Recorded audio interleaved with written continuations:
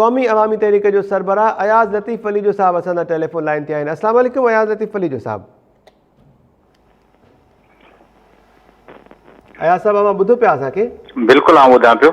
वॾी महिरबानी अवां वक़्तु ॾिनो। छा चवंदो अवां वफ़ाक़ी सरकार पारां हिकु भेरो ॿीहर ही अनोखो फ़ैसिलो जेको आहे उहो साम्हूं आयो आहे? 1971 में छॾे वियल जेके बंगाली आहिनि उन्हनि जूं मिल्कियतूं उन्हनि खे ॾियण जूं तयारियूं कयूं पियूं वञनि, तफ़सील तलब कया विया आहिनि। इन्हनि में चयो वियो आहे त जेके ज़रई ज़मीनूं छॾे विया बंगाली उहे सोना ज़ेवर उन्हनि जा ऐं सेविंग सर्टिफिकेट समेत ॿियूं मिल्कियतूं जेके छॾे विया सिंध जे मुख़्तलिफ़ इलाइक़नि में उहे उन्हनि जे हवाले कयूं वेंदियूं। छा चवंदव अवां इन ते? इन ॻाल्हि जा चार पासा आहिनि। पहिरियों पासो इहो आहे त ही फरूख नसीम साहब जंहिं टोले जो तर्जुमान थी वफ़ाक़ी हुकूमत में शामिल आहे उन टोले जी बुनियादी एजेंडा ई आहे त सिंधियुनि ते कीअं हमले आवर थिए। न उन्हनि खे अफ़गाननि जे सिंध में अचण जी परेशानी हूंदी, न बर्मिन जी, न बिहारनि जी। MQM ऐं फरूख नसीम ऐं उन टोले जी बुनियादी निशाने ते सिंधी आहिनि जेके हज़ारे सालनि खां हिन पंहिंजे वतन ऐं देश जा मालिक आहिनि धरतीअ जा। उन्हनि जो टारगेट ई सिंधी आहिनि। तंहिंजे करे फिरी घिरी जेको चवनि जेको धकु लॻे सो काणी अख में ऐं ग़रीब जी ज़ाल सबके जी भाॼाई ऐं भरी ॿेड़ीअ में वाणियो गरो। सो हिननि जे लाइ पहिरियों टारगेट आहे सिंधी। फेरे घेरे ॻोल्हे लहंदा सिंधियुनि खे किथां चोंब हणिजे, किथे धकु हणिजे। ऐं बदनसीबी हिन जी इहा आहे जो वरी इमरान ख़ान साहब अहिड़नि माण्हुनि खे नफ़ीस माण्हू डिक्लेयर करे जिन सां पहिरियूं जंगियूं कई, जिन ते लंडन में केस ते दाख़िल कई ऐं वियो ते त उन्हनि जे ख़िलाफ़ मुक़दमा विढ़ंदुसि ऐं उन्हनि हिन जे अचण ते पाबंदी लॻाई इमरान ख़ान जे कराची अचण ते। उन्हनि माण्हुनि खे नफ़ीस डिक्लेयर करे वरी कानून साज़ी उन्हनि जे हवाले कई अथसि त उहो वेही सिंध ते रोज़ फरूख नसीम हमले आवर थिए। ॿियो पासो हिन ॻाल्हि जो इहो आहे त जॾहिं तव्हां ते को हमिलो थींदो आहे, तव्हां सां का दुश्मनी थींदी आहे, तव्हां सां का ॿेअख्याई ऐं ॾाढाई थींदी आहे त पोइ वरी तव्हांजो तर्जुमान तव्हांजा माण्हू हूंदा आहिनि। हाणे तव्हांजे तरफ़ां वरी जेके सिंध हुकूमत चूंडियल आहे सा उन वफ़ाक़ सां फ़क़ति पंहिंजी बजेटुनि, पंहिंजे मफ़ादनि, पंहिंजे बदिलनि ते ॻाल्हाईंदी। उनजो को ताल्लुक़ कोन्हे त सिंध जा वसीला लुटे वफ़ाक़ी हुकूमत जो तर्जुमान फरूख नसीम खणंदो। उन ते उहो ॻाल्हाइण लाइ तयार कोन्हनि। हाणे टियों अहम पासो ई आहे त कंहिं सिंध या कंहिं मुल्क या कंहिं सूबे जी ज़मीन का ॿियनि माण्हुनि जी हूंदी आहे छा त उनजे बारे में फ़ैसिला वरी कंहिं ॿिया माण्हू कनि। सिंध जी ज़मीन, सिंध जी मिल्कियत, सिंध जा बाग, सिंध जा फसल, सिंध जी घिटी सिंध जे माण्हुनि जी आहे। उन ते को ॿियो इस्लामाबाद जी कमेटी या को बंगाली या बर्मी या जापानी जर्मन कीअं फ़ैसिलो कंदो सिंध जे माण्हुनि जी मर्ज़ीअ खां सवाइ? इहा ॻाल्हि थी। टीं पासो त सिंध जी ज़मीननि जे बारे में हतमी फ़ैसिले करण जो इख़्तियार सिंध जे माण्हुनि खे आहे। चौथी जेका अहम ॻाल्हि इहा आहे त कंहिं पिच ते जेको तव्हांखे फ़ाइदो ॾिए उन ते खेॾंदव। जेॾी महिल तव्हांखे थियणो आहे मज़हबी पिच ते त ओॾी महिल तव्हां चवंदो त हू काफ़र आहिनि, ईसाई आहिनि, हिंदू आहिनि, मुस्लमाननि जूं मिल्कियतूं आहिनि। वरी जेॾी महिल तव्हांजो वस पुॼे ओॾी महिल तव्हां मज़हब खे छॾे तव्हीं थी वेंदव क़ौमी बुनियादनि ते त हीअ बंगालियुनि जूं मिल्कियतूं आहिनि, बंगालियुनि खे ॾियो। ठीकु आहे, जेकॾहिं बंगाली ॿोलीअ जे बुनियाद ते बंगालियुनि जूं मिल्कियतूं बंगालियुनि खे था ॾियो त जेके पाकिस्तान मां असांजा हिंदू भाउर लॾ पॾाण करे विया ॿियनि मुल्कनि में उन्हनि जूं छॾियल मिल्कियतूं उहे सभु सिंधियुनि खे वापसि कयो। उहे सिंधी मुस्लमाननि खे ॾियो। छाकाणि चओ था लैंग्वेज जे बुनियाद ते बंगाली हुआ हू, उन्हनि बंगालियुनि जूं मिल्कियतूं बंगालियुनि खे ॾींदासीं। हाणे हुन में मज़हब त कोन पिया विझो, हुन में चओ पिया त ख़ालिस ज़बान ऐं क़ौम ऐं मुल्कियत मुल्क जे बुनियाद ते पिया ॾियो। त पोइ सिंध जूं मिल्कियतूं जेके तव्हां कूड़नि क्लेमनि ते लियाकत अली ख़ान साहब जे दौर खां पोइ कब्ज़े में आंदियूं ऐं खसियूं उहे समूरियूं मिल्कियतूं वापसि कयो ऐं इन फरूख नसीम वारी कमेटी उन ते फ़ैसिलो करे न त उहे सभु मिल्कियतूं मुंजमद था कयूं। उहे सभु जेके ॿियनि ॿोलियुनि ॻाल्हाईंदड़नि खे ॾिनियूं वयूं आहिनि उहे वापसि सिंधियुनि खे ॾिनियूं वञनि।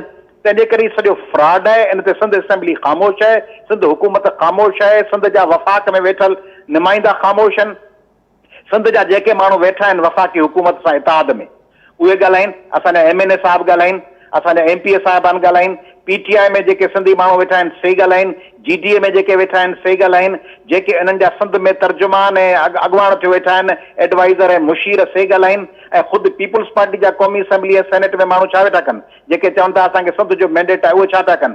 सिंध जो वज़ीर अला हंगामी बुनियादनि ते अचे न। अॼु शाम जो प्रेस कॉन्फ्रेंस करे मुराद अली शाह इमरान इस्माइल चवे त बाबा इहा सिंध जे माण्हुनि सां ज़्यादती आहे। तंहिंजे करे सिंधी माण्हुनि खे मूंखे मुंहुं पिरनि ॿधी विधो ॿार में उभा ईअं चवनि त मता पांद पुसाईं। इन्हनि असांखे जकड़े हिकिड़ा सिंध जा हुकुमरान ॿिया वफ़ाक़ जा हुकुमरान असांजा टपड़ खणी हाणे बंगालियुनि खे ॾींदा ऐं उहो बंगाली अची असांजे सिर ते सवार सुभाणे चवंदा ये ख़बर तो छा कंदा? अॻिते हली चवंदा त जेके अफ़गानी इलीगल इमिग्रेंट्स पंहिंजूं ज़मीनूं छॾे विया हुआ उहे बि हाणे अफ़गाननि खे ॾियो। पोइ पंहिंजे सिर ते पाण खे अक़लियत में तब्दील करे पंहिंजे सिरनि ते सवार थी वेंदा।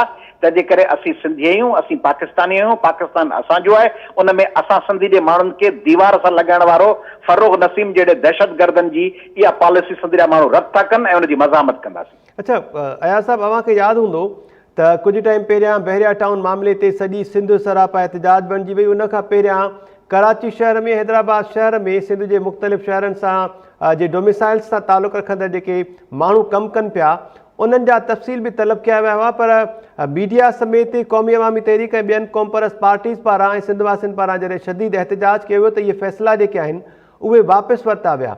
सम्झो पिया त हीउ जेको फ़ैसिलो साम्हूं आयो आहे, फ़रूख नसीम जी सरबराही में कमेटी बि जोड़ी वई आहे, इन ते बि सिंध वासी सरापा एहतजाज बणिजी वेंदा, सख़्तु रद्द अमल साम्हूं ईंदो? बिल्कुलु सख़्तु रद्द अमल साम्हूं अचणु घुरिजे। बदनसीबी असांजी आहे जो असांजूं सियासी धुरियूं ऐं असांजा सिविल सोसाइटी हिकिड़े केस मां निकिरे थी, हिकिड़े मामले मां त मथां जज़ीरनि खे मोह ॾींदो त मथां बहरिया अची कंदी, बहरिया मां जान छॾाईंदो त मथे थर जे कोल में माण्हू को मोह पियो हूंदो दो भील, उन मां जान छॾाईंदो त का ॿारड़ी रीना में घुड़ खजी वेंदी। हिकिड़ी ॻिचीअ मां असां टोड़ो लायूं था त ॿियो टोड़ो मथां सवार अॻु में तयारु थियो बीठो आहे। तंहिंजे करे हीउ तमामु अहम मामिलो आहे। इन खे रुगो बंगालनि जे कंटेक्स्ट में कोन पियो ॾिसां, आउं सम्झां थो त हिकिड़ो दफ़ो प्रेसिडेंट, लॉ में चइबो आहे प्रेसिडेंट, उहो प्रेसिडेंट सेट थी वियो त वफ़ाक़ जी कंहिं कमेटीअ में वेही को नफ़ीस दहशतगर्द का पॉलिसी ठाहे ऐं उहो सिंध जे माण्हुनि जे बारे में हिकिड़ो वेही मथां लॉर्ड वांगुरु, लॉर्ड माउंट बेटन वांगुरु असां ते नाज़िल करे उन ते जे माठ थियासीं त उहो अज़ाब असां लाइ मर्कज़ मां अफ़गाननि लाइ फ़ैसिलो थींदो। हीउ दरअसल सिंध जे ख़िलाफ़ साज़िश कान्हे, हीउ पाकिस्तान जे ख़िलाफ़ साज़िश आहे। बंगालियुनि खे हिकिड़े पासे चवनि था त उहे मुक्ति बाहिनी वारा हुआ, हिकिड़े पासे चवनि था त उन्हनि बंगालियुनि गॾिजी माण्हुनि जो क़त्लेआम कयो ऐं उन्हनि सां भारतीय फ़ौज सां गॾिजी उहे पाकिस्तान जे ख़िलाफ़ विढ़िया। हाणे वरी उन्हनि बंगालियुनि जा वारिस थी उन्हनि जूं ज़मीनूं वरी चवनि था त उहे वरी ॿियनि बंगालियुनि खे ॾींदासीं। उहे ॿिया बंगाली कहिड़ा हूंदा? उहे ॿिया बंगाली बि अमन पसंदि हूंदा या? तंहिंजे करे हीअ सॼी साज़िश आहे। सुभाणे अफ़गाननि खे ईअं मुसलत कंदा, बर्मिन खे कंदा। हिन एमक्यूएम वारे टोले जी ख़्वाहिश आहे त सिंधियुनि खे कढी थाणे बुलाखान ऐं नंगर पार्कर जे पहाड़नि ते मोकिले ॾियूं, बाक़ी ॿियो दुनिया जान जो जेको बोस्निया हर्ज़गोविना किथां बि को बि माण्हू अची वेही रहे उहो विहारे खे ॾियूं, रुगो सिंधियुनि मां जान छॾायूं। हिननि जी इहा सिंध दुश्मनी दर हक़ीक़त सिंध सां दुश्मनी रुगो कोन्हे, मुल्क सां आइन सां दुश्मनी आहे। हीअ आइन जी ख़िलाफ़ वर्ज़ी आहे, इन ते सॼी सिंध खे सरापा एहतजाज थियणो पवंदो। अच्छा, आइन जो जीअं ज़िक्र कयो अयाज़ लतीफ़ पलेजो साहब, आइन जो आर्टिकल आहे 1973 जे आइन जो आर्टिकल 172, जंहिंमें इहो वाज़े थियल आहे त कंहिं बि प्रॉपर्टी जो जेकॾहिं को मालिक ज़ाहिर न पियो थिए, को ओनर जेको आहे नाहे, त उहा प्रॉपर्टी जेका आहे सूबे जी मिल्कियत हूंदी आहे। ऐं 18वीं तरमीम खां पोइ त ज़ाहिरी ॻाल्हि आहे सूबाई मामला आहिनि, इहे सूबे बि जे हुन में मुदाख़लत कीअं थो करे सघे वफ़ाक़, इन खे आइनी लिहाज़ खां कीअं पिया ॾिसो मामले खे?